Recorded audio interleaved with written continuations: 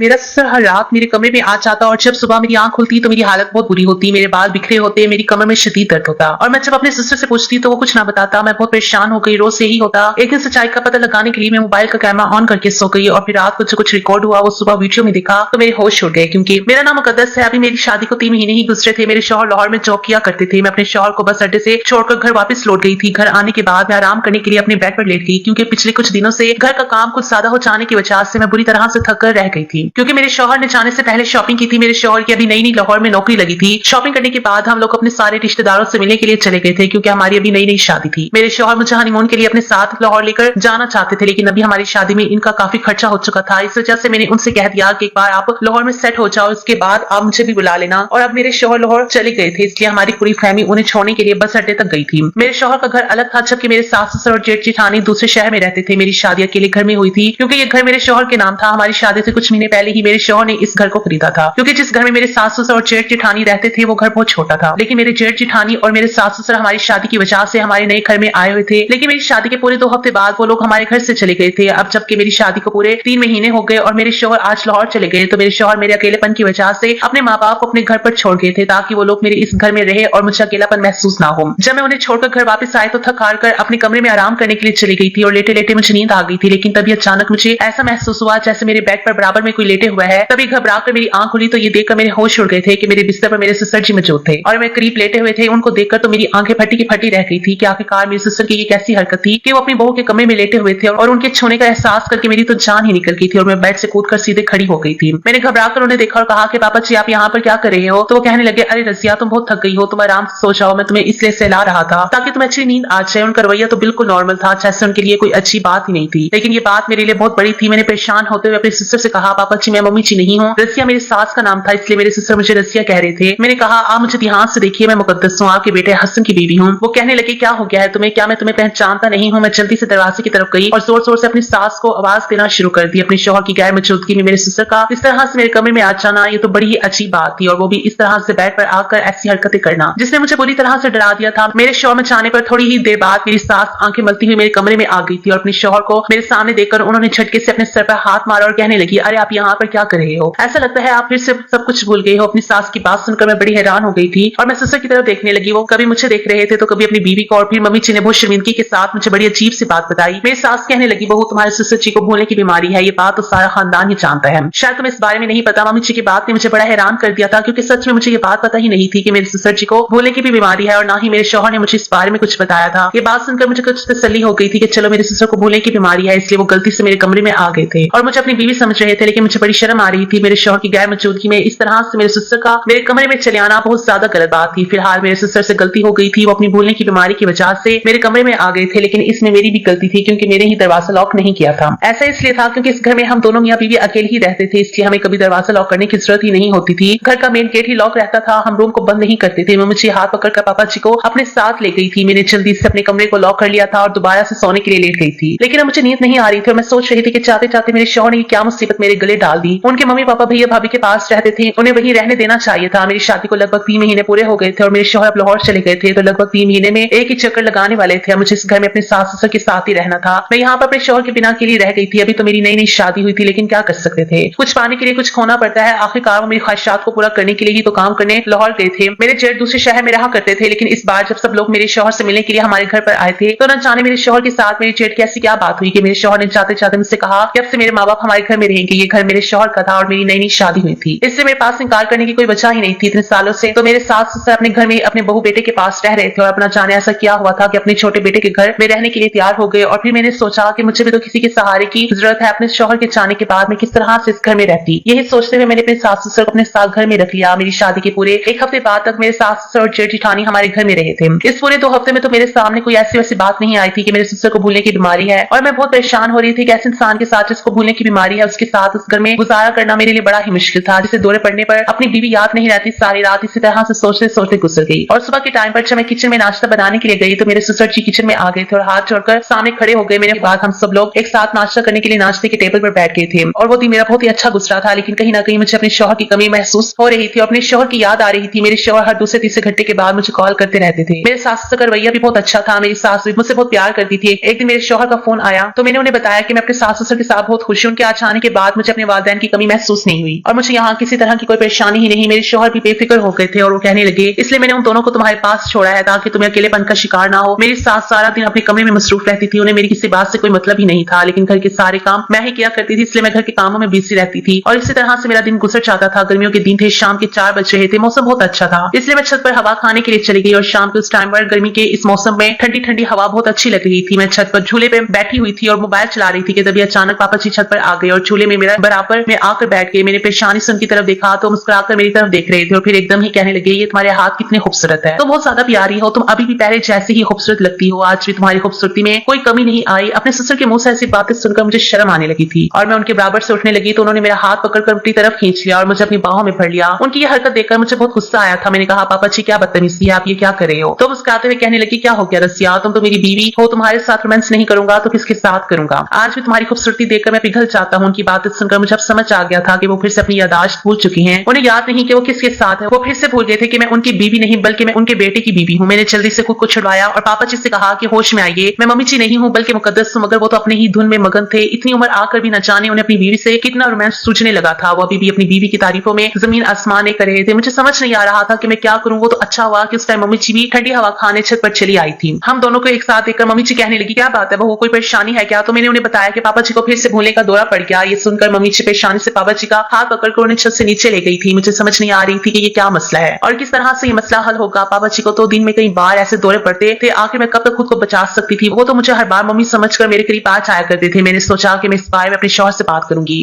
मैं हसन से कहूंगी कि अपनी मम्मी पापा को वापस अपने भैया भाभी के घर भेज दो, क्योंकि इस तरह से तो मैं बहुत ज्यादा परेशान हो रही थी। और फिर अगले दिन जब हसन का फोन आया तो मैं उनसे इस बारे में बात करना चाहा, लेकिन मैं उनसे इस बारे में बात करने ही वाली थी कि मम्मी जी मेरे पास आ गई और कहने लगी कि बहू अपने पापा जी की हरकत के बारे में तुम हसन को मत बताना। मेरी सास को पता था कि रोज शाम के 4 बजे मेरे शौहर का फोन आता था। पता चल गया कि दोबारा से उसके पापा जी को इस तरह के दौरे पड़ने लगे हैं तो बेचारा वहां पर बहुत परेशान हो जाएगा और अपने काम पर ध्यान नहीं देगा। मैंने ना समझी से मम्मी जी की तरफ देखा तो वो कहने लगी कि बहू तुम्हें तो पता है कि हम कितने सालों से अपने बड़े बेटे और बहू के साथ रह रहे थे। दरअसल तुम्हारे जेठ और जेठानी ने पसंद की शादी की थी, इसलिए तुम्हारे पापा जी को उन दोनों का रिश्ता पसंद नहीं है। अब अपने उस घर में मजबूरी में रह रहे थे। जब हसन ने हमसे अपने घर में रहने के लिए कहा तो हम बहुत खुश हो गए थे, क्योंकि हमारे बड़े बेटे की बीवी हम दोनों को बहुत परेशान करती थी। वो बहुत चालाक औरत है, उसने हमारे बेटे को अपने प्यार के झांसे में फंसा लिया और हमारे बेटे को हमारे खिलाफ भड़काती है, हमसे बहुत लड़ती झगड़ती है और मुझसे तो घर के सारे काम करवाती थी। लेकिन बहू तुम तो बिल्कुल अलग हो, तुम अपनी जेठानी जैसी नहीं हो। मुझे तुम्हारे जैसी ही बहू चाहिए थी। अपने बड़े बेटे के लिए भी बस घर की ही टेंशनों की वजह से तुम्हारे पापा जी एक दिन सीढ़ियों से गिर गए थे और उनके सर पर बहुत गहरी चोट आई थी। तभी से उन्हें ये बीमारी लगी। इस बीमारी के बाद हमारा बड़ा बेटा और बहू दोनों ही हमें इस घर से निकालना चाहते थे और जब मैंने ये बात हसन को बताई तो हसन ने हमें अपने घर में रखने का फैसला कर लिया। और इस हादसे के बाद से तुम्हारे पापा जी की दवाइयों का खर्चा भी वो उठा रहा है और अब यहाँ आकर हमें बहुत सुकून मिला है। यहाँ रहकर हमारी सुकून भरी जिंदगी गुजर रही है। मुझे डर था कि कहीं मेरा बेटा हसन की अपनी मर्जी से शादी करके मेरी बड़ी बहू जैसी बीवी लेकर ना आ जाए, लेकिन तुम्हारे साथ रहने के बाद तो हमें बहुत खुशी मिली। मेरा बेटा भी बहुत अच्छा है और साथ साथ बहू भी अच्छी है, इसलिए मैं तुमसे कह रही हूँ कि इस बारे में उसको कुछ मत बताना, वो बेचारा परेशान ना हो जाए। वैसे भी धीरे धीरे अब तुम्हारे पापा जी की हालत पहले से बेहतर होती चली जा रही है, लेकिन फिर भी मेरा बेटा हसन अपने वालिदैन के लिए बहुत परेशान रहता है। हमारी परेशानी दूर करने के लिए वो हमें अपने घर में लेकर आ गया। अगर तुम इस बारे में उसको बता दोगी कि तुम्हारे पापा जी को इस तरह के दौरे पड़ते हैं तो वो बहुत परेशान हो जाएगा और कहीं ऐसा ना हो कि वो भी हमारे बड़े बेटे की तरह हमसे परेशान होकर हमें बेसहारा कर दे, क्योंकि हमारे छोटे बेटे के अलावा हमारा कोई और सहारा नहीं। मेरा बड़ा बेटा तो घर से निकाल ही चुका है, अब हम छोटे बेटे के घर से भी निकल जाएंगे तो फिर कहाँ जाएंगे? हम पर रहम खाओ बहू, हम भला मियाँ बीवी इस बुढ़ापे में कहाँ जाएंगे? अपना सर छुपाने के लिए। अपनी सास की बातें सुनकर मेरा दिल धड़कना भूल गया था। मेरे जेठ जेठानी आखिर मेरे सास के साथ इतना गलत करते थे, मुझे इनसे ऐसी उम्मीद नहीं थी। मुझे पापा जी से हमदर्दी महसूस हुई जो अपनी बहू बेटे के मुंह मोड़ने की वजह से इस कदर मुश्किल में आ गए थे कि वो बेचारे अपने ही घर से निकल गए थे। अगर वो लोग अपने माँ बाप को इज्जत देते तो ये सब कुछ नहीं होता। आखिर वालिदैन का सहारा उनकी औलाद ही बनती है। मैं अपने सास से कदर समझ सकती थी, क्योंकि मेरे वालिदैन भी मुझे इस दुनिया से छोड़कर जा चुके थे, इसलिए हसन का अपने माँ बाप के लिए प्यार देखकर मुझे बहुत खुशी हुई थी। जो एक अच्छा बेटा कहलाने के काबिल इंसान है। धीरे धीरे दिन इसी तरह से गुजर रहे थे, लेकिन हर दिन मुझे अपने सिस्टर की किसी न किसी हरकत की वजह से परेशान होना पड़ जाता था। कभी कभी पापा जी मेरा हाथ पकड़ लेते तो कभी कभी मेरे करीब में आकर लेट जाया करते थे। कभी कभी वो मुझे अपनी बाहों में भी भर लेते थे और कभी इतनी ज्यादा तारीफ करते कि मुझे उनके लफ्ज बुरे लगने लगते थे और मुझे इतना घूर घूर कर देखते कि मुझे उनकी नजरों से नफरत होने लगी थी। वो कभी भी किसी भी टाइम पर मेरे कमरे में आ जाते थे और मुझे अपनी बीवी समझकर अजीब तरह की हरकतें करने की कोशिश करते थे और मैं हर बार शर्मिंदा होकर रह जाती थी। मम्मी जी ने भी मुझे मना किया था तो मैं अपने शौहर से भी ये बात शेयर नहीं कर सकती थी। कई बार तो मेरे मम्मी जी से कहा कि आखिर पापा जी को कौन सी दवाई दे रही हो जिसका असर ही दिखाई नहीं दे रहा, बल्कि हर दूसरे दिन के साथ साथ पापा जी के भूलने की बीमारी बढ़ती चली जा रही है। और जो बात मुझे बहुत परेशान कर रही थी वो सबसे ज्यादा ये बात थी कि मेरे ससुर सिर्फ अपनी बीवी के मामले में ही यादाश्त खो बैठे थे। बाकी और सारी बातें तो उन्हें बड़े अच्छे तरीके से याद रहती थी। कई बार मैंने उन्हें आजमा कर देख लिया था, कई बार तो मैंने जानबूझकर उनकी पर्सनल चीज छुपा दी थी कि शायद उन्हें अपनी वो चीज याद नहीं होगी, लेकिन वो बिल्कुल मामूली सी चीज होती थी। उसके बावजूद उन्हें अपनी छोटी से छोटी चीज याद आ जाया करती थी। अगर उन्हें भूलने की बीमारी होती तो वो सिर्फ मम्मी जी को ही नहीं बल्कि हर चीज को भूल जाते। कभी कभी तो मुझे ऐसा लगता था कि जैसे उनसे मुझे नींद नहीं आई, इसलिए मैं अपने कामों में बिजी हो गई थी। इसके बाद जब रात हुई तो मैं सोने के लिए अपने कमरे में चली गई। रात के 3 बज गए थे और टेंशन की वजह से मुझे नींद नहीं आ रही थी, लेकिन जब मुझे नींद आई तो मैं गहरी नींद में सो गई थी। सुबह जब मेरी 7 बजे आंख खुली तो ये देखकर मेरे होश उड़ गए थे, क्योंकि मेरे बेड पर मेरे शौहर की जगह पापा जी मौजूद थे। ये बात तो मेरे हाथ से बाहर हो गई थी। मैं अचानक उठकर खड़ी हो गई और मैंने पापा जी को जगाया तो वो नींद से उठे और रजिया रजिया कहते हुए मुझे अपने करीब खींच लिया और मुझे अपने गले से लगाने की कोशिश करने लगे। वो मेरे बाप की उम्र के थे। आखिरकार उनकी ऐसी हरकतें मेरे लिए बर्दाश्त से बाहर होती चली जा रही थी। मैंने उनसे खुद को छुड़ाने की बहुत कोशिश की, लेकिन तभी लगभग सुबह के 9 बजे का टाइम होगा। मेरे शौहर पूरे 9 महीने बाद अपने घर को आए, वो भी सुबह के टाइम पर। उनको इस तरह से अचानक देखकर मेरे होश उड़ गए थे और मैं भी बुरे हाल में थी, क्योंकि मैं नाइट ड्रेस पहने हुए थी और मेरे सिस्टर मेरे साथ कमरे में मेरे बेड पर मौजूद थे। इस टाइम पापा जी मुझे गले लगाने की कोशिश कर रहे थे। पापा जी की हालत बिल्कुल ऐसी हो रही थी जैसे वो बहुत नशे में थे और वो बहुत गहरी नींद से उठे हो। हसन जैसे ही कमरे के अंदर आए, उन्होंने मेरे करीब आते ही मेरे मुंह पर एक जोरदार तमाचा लगा दिया और कहने लगे, मुझे यकीन नहीं आ रहा कि मेरी बीवी इतनी बदकिरदार है। मेरी गैर मौजूदगी में तुम मेरे पापा के साथ कमरे में इस हालत में मौजूद हो। मुझे अपनी आंखों पर यकीन नहीं हो रहा, तुम इतनी गिरी हुई औरत निकलोगी। मुझे इस बात का बिल्कुल भी यकीन नहीं था। हसन के मुंह से ये लफ्ज सुनकर मेरी आंखों से आंसू निकलने लगे थे। मैं बुरी तरह से रो रही थी। मैंने उन्हें बहुत समझाना चाहा कि इसमें मेरी कोई गलती नहीं। मैं रात को अकेले ही सोई थी। पापा जी को भूलने की बीमारी है। वो खुद ही मेरे कमरे में आए थे। मैंने पलटकर पापा जी की तरफ देखा कि वो सच बता देंगे। मुझे यकीन था कि मम्मा जी और पापा जी दोनों मेरा साथ देंगे, मगर मुझ पर तो आसमान ही टूट पड़ा था। मुझे नहीं पता था कि ये दोनों गिरगिट की तरह रंग बदल देंगे। जब मेरी सास ने रोते हुए हसन को बताया कि बेटा मैं तो तुमसे पहले ही कह रही थी कि तुम्हारी बीवी बदकिरदार है, उसकी अदाएं बहुत बुरी है। मैं तुम्हें कितने दिनों से समझा रही थी कि तुम्हारी बीवी तुम्हारे पापा जी पर डोरे डाल रही है, अपनी अदाओं से तुम्हारे पापा को जी को बहकाने की कोशिश कर रही है। तेरे बिना इसका गुजारा नहीं हो रहा था, इसलिए जानबूझकर ऐसी हरकतें कर रही है। तेरे पापा जी तो कितने सीधे साधे इंसान है, लेकिन ये तेरे पापा जी को अपनी अदाओं के जाल में फंसा रही है। गलती तेरे पापा जी की नहीं बल्कि तेरी बीवी की है। ये औरत ही खराब है। ये कहकर मम्मी जी जोर जोर से रोने लगी और मैं उन्हें बड़ी हैरानी से और बड़े गौर से देख रही थी कि वो कितनी सफाई से झूठ बोल रही है। मेरे मुंह से एक लफ्ज भी नहीं निकल सका, बल्कि मेरी तो सांस एक तरफ अटक गई थी। पापा जी हसन के सामने रोने लगे और कहने लगे, बेटा मुझे माफ करो, तुम्हारी बीवी ने मुझे बहका दिया था। उसका कहना था कि अगर मैं इसका कहना नहीं माना, इसके साथ रात नहीं गुजारी, तो ये तुमसे हमारे बारे में छोटी छोटी बातें कहकर हमें इस घर से निकलवा देगी। तुम तो जानते ही हो कि मैं कितना सीधा और शरीफ आदमी हूँ, जिसने कभी किसी औरत की तरफ आंख उठाकर भी नहीं देखा। फिर मैं अपनी बेटी की उम्र की बहू के साथ ऐसा गुनाह कैसे कर सकता हूँ। अपने हालात से मजबूर होकर मैंने बहू की बात मानी, लेकिन इस बुढ़ापे में मैं तुम्हारी बीमार माँ और खुद को बेसहारा करके दर दर की ठोकरें नहीं खा सकता। मैं तुम्हारी बीवी की बात मानने पर मजबूर हो गया था। अपने पापा जी की ऐसी बातें सुनकर हसन का चेहरा गुस्से से लाल हो गया था। उन्होंने पापा जी से कुछ कहा भी नहीं, मेरे करीब आए और मेरा हाथ पकड़ कर कहने लगी, अच्छा तो तुम मेरे पीछे ये सब कुछ कर रही हो, मेरा भरोसा तोड़ रही हो और मेरे वालिदैन को भी तंग कर रही हो। ये बताओ, ये घिनौना खेल तुम और किस किस के साथ रचा रही हो जो तुम्हारी हवस पूरी नहीं हो रही, और तुमने मेरे सीधे साधे पापा जी को ही अपनी हवस का निशाना बना लिया। मेरे शौहर कहने लगे कि पिछले 2 महीने से मम्मी जी मुझे रोज फोन करके तुम्हारी हरकतों के बारे में मुझे बता रही है। उन्होंने तुम्हारी कुछ फोटो भी भेजी है, लेकिन फिर भी मेरे मम्मी जी की किसी बात पर यकीन नहीं किया, क्योंकि मुझे बहुत भरोसा था तुम पर, तुम्हारे प्यार की खातिर मैंने क्या कुछ नहीं किया और तुमने क्या किया ये सिला दिया मुझे मेरी मोहब्बत का। मगर आज अपनी आंखों से सब कुछ देखकर मेरी आंखें खुल गई। मम्मी जी के बार बार कहने पर मैं यहाँ आ गया हूँ। अगर नहीं आता तो कभी मम्मी जी की बातों पर यकीन ही नहीं करता। अब सब कुछ मेरी आंखों के सामने है, चलो मेरे घर से निकल जाओ, अब मेरा तुमसे कोई वास्ता नहीं। मैं अपने पैरों में गिर गई और उनसे कहने लगी कि एक बार मेरी बात तो सुन लो। तुम तो जानते हो कि मैं तुम्हारे पापा जी को भूलने की बीमारी है और इस बीमारी की वजह से वो कमरे में आ जाते हैं। ये मुझे मम्मी जी समझते हैं और आज रात भी कुछ ऐसा ही हुआ है। मैं नहीं जानती कि मम्मी जी ने तुमसे क्या कुछ कहा, लेकिन प्लीज मेरी बात पर यकीन करो, मैं बदकिरदार भी है। मेरे पापा जी बहुत शरीफ आदमी है। बुरी तुम हो, गलत भी तुम हो, इसलिए अपनी सच्चाई साबित करके यहाँ पर टाइम जाया मत करो और चुपचाप मेरे घर से निकल जाओ। मेरे घर में तुम जैसी औरत के लिए कोई जगह नहीं। ये कहकर मेरे शौहर ने मुझे धक्के मारकर घर से निकाल दिया। घर से बाहर निकलते ही मुझे इतनी जोर से चक्कर आया कि मैं चकराकर जमीन पर गिर गई और बेहोश हो गई। जब मुझे होश आया तो मैं अस्पताल के बिस्तर पर मौजूद थी और मेरी बेवा बहन बराबर में बैठी हुई रो रही थी। मेरी बहन के शौहर की मौत हो चुकी थी। उसके बाद मेरी बहन और मैं एक साथ ही रहते थे। मेरी बहन ने ही मेरी शादी की थी, लेकिन अब मैं भी उसके दुख के बराबर ही हो गई हूँ। हम दोनों बहनों को ससुराल का सुख नसीब नहीं हुआ। मैंने रोते हुए अपनी बहन से पूछा कि तुम यहाँ पर कैसे आ गई। मेरी बहन ने बताया कि तुम्हारे ससुराल वालों ने फोन करके तुम्हारी शिकायत की थी। अब तो मुझे शुरू से लेकर आखिर तक की सारी कहानी बताओ। मैंने रोते हुए अपनी बहन से कहा कि मैंने कुछ नहीं किया, मैं गलत नहीं हूँ। मेरी बहन कहने लगी, हाँ मैं जानती हूँ, ये सब कुछ तुम्हारी सास ने और ससुर ने मिलकर खेला है। चल तुम रोना बंद करो और मुझे सब कुछ बताओ कि क्या हुआ था। फिर मैंने शुरू से आखिर तक की सारी बात अपनी बहन को बता दी। ये सब सुनकर मेरी बहन ने अपना सर पीटी और कहने लगी, बेवकूफ लड़की, मैं तुम्हें इतना बेवकूफ नहीं समझती थी, तुम तो समझदार थी। फिर तुमने यहाँ पर अपनी बेवकूफी क्यों दिखाई? कम से कम तुम्हें अपने शौहर को इस बारे में बताना चाहिए था। तुम इतने दिनों से ये सब कुछ बर्दाश्त क्यों कर रही थी? पर सोचने वाली बात तो ये थी कि ये सब करके तुम्हारे सिस्टर को क्या हासिल होगा। उन दोनों ने मिलकर ये खेल क्यों रचाया और तुम्हारी सास कब से उनका साथ दे रही थी? वरना कभी भी कोई औरत इस बात को बर्दाश्त नहीं कर सकती कि उसका शौहर किसी दूसरी औरत के करीब जाए, और तुम्हारी सास तो पिछले कई महीनों से ये बात बर्दाश्त कर रही थी। कहीं ना कहीं कोई ना कोई मकसद जरूर होगा। मैंने अपनी बहन से कहा कि मैं क्या करूँ? हसन ने मुझे घर से बाहर निकाल दिया। वो तो मेरी कोई बात सुनने के लिए तैयार ही नहीं। मेरा तो घर बर्बाद हो गया। आप ही कहने लगी कि ऐसे इंसान की जिंदगी गुजारने का क्या फायदा जिसे तुम पर रद्दी भर का भरोसा भी ना हो। उसने तुम्हारी कोई बात नहीं सुनी और तुम्हें धक्के मारकर घर से निकाल दिया। अच्छा तुम बेहोश हो गई थी तो तुम्हारी सास का मेरे पास फोन आया था। तुम्हारी सास ने मुझसे बड़ी बदतमीजी की और कहा कि अपनी बहन को आकर यहाँ से ले जाओ। मैं रक्शे में बैठकर अकेली तुम्हें यहाँ तक लेकर आई हूँ। ये कहकर वो भी रोने लगी थी। शाम तक मैं अस्पताल में रही और उसके बाद मेरी छुट्टी हो गई। आप ही फिर मुझे अपने घर लेकर चली गई। लगभग एक हफ्ते बाद हसन ने हमारे घर तलाक के पेपर भिजवा दिए थे, जिस पर मैंने भी दस्तखत कर दिए थे। मुझे भी ऐसे इंसान के साथ बिल्कुल नहीं रहना था जो मेरी बात सुनने को बिल्कुल तैयार नहीं था और मुझ पर भरोसा भी नहीं कर रहा था। लेकिन मैं ये जरूर जानना चाहती थी कि मेरे सास ससुर ने मेरे साथ ऐसा क्यों किया था। ये सब जानने के लिए मैंने अपनी बचपन के